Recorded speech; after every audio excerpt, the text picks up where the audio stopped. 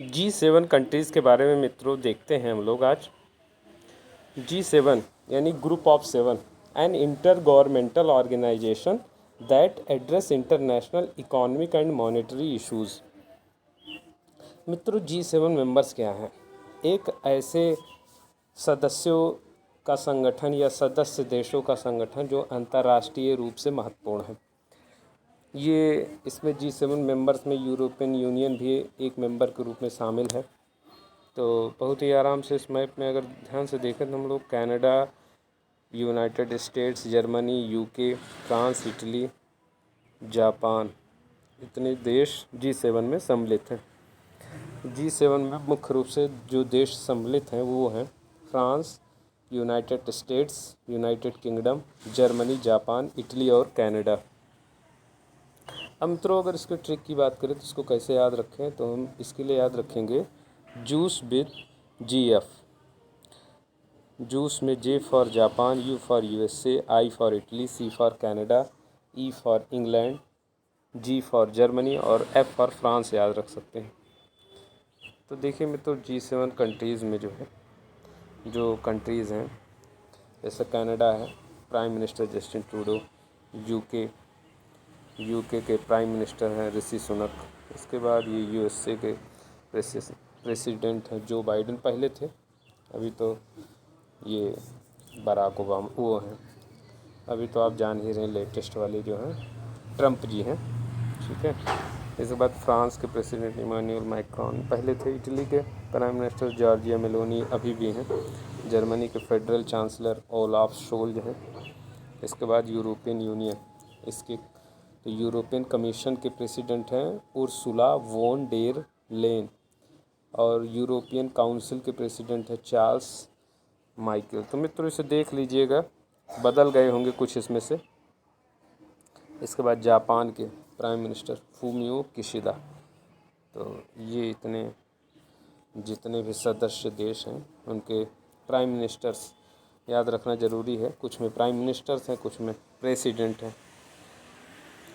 G7 in numbers, 7 member countries 30% of global GDP, यानी global GDP का 30% contribution G7 members करते हैं। 1/10 of world's population.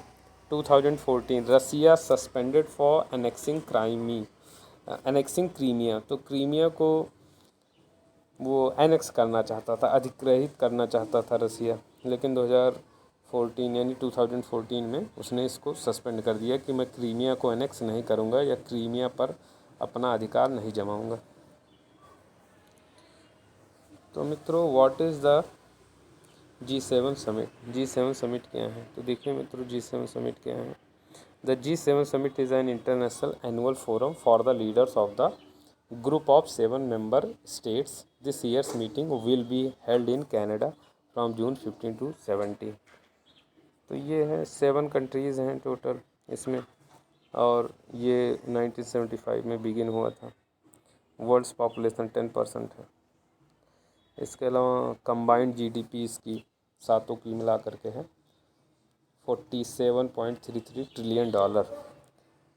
Percent of global gap 44% है। Number of summits 51 including 2025, मतलब 2025 को भी सम्मिलित कर लिया जाए। 2025 को सम्मिलित करने के बाद 51 शिखर सम्मेलन हो चुके हैं G7 के। तो मित्रों से याद रखना है G7 जिसे ग्रुप ऑफ 7 भी कहा जाता है, 7 प्रमुख औद्योगिक देशों का एक अनौपचारिक मंच है। इसमें Canada, France, Germany, Italy, Japan, United kingdom और संयुक्त राज्य अमेरिका शामिल हैं। यूरोपीय संघ भी G7 बैठकों में भाग लेता है। The G7 also called the group of 7 is an informal forum of 7 major industrialised countries. It includes Canada, France, Germany, Italy, Japan, the United Kingdom and the United States. The European Union also participates in G7 meetings. मित्रों यहाँ देख सकते हैं कि G7 में जब रसिया जुड़ जाता है तो G8 बन जाता है, और जब इसी G8 में कुछ और कंट्रीज़ जैसे Turkey, Brazil, China, Australia, European union, south Korea, Indonesia, India, Argentina, Mexico, Saudi Arabia, south Africa जुड़ जाता है तो G20 बन जाता है। यहाँ पर मित्रों बहुत आराम से देख सकते हैं कि G7 कंट्रीज़ को याद रखने के लिए हम लोग याद रखेंगे जूस विद GF यानी गर्लफ्रेंड। ब्रिक्स, ब्रिक्स क्या है? ब्रिक्स नाम में ही अपने आप में न्यूमोनिक है, ठीक है। ब्रिक्स में ब्राज़ील, रसिया, इंडिया, चाइना और साउथ अफ्रीका आते हैं। G8 juice with girlfriend in Russia, ये इस न्यूमोनिक से याद रख सकते हैं G8 मेंबर्स को। और G20 मेंबर्स को याद रखने के लिए हम लोग याद रखेंगे BRICS plus G7 plus 2 Muslim countries plus in Australia, इसका argues with you in Mexico. इस तरह से इसको याद रख सकते हैं G20 मेंबर्स को भी।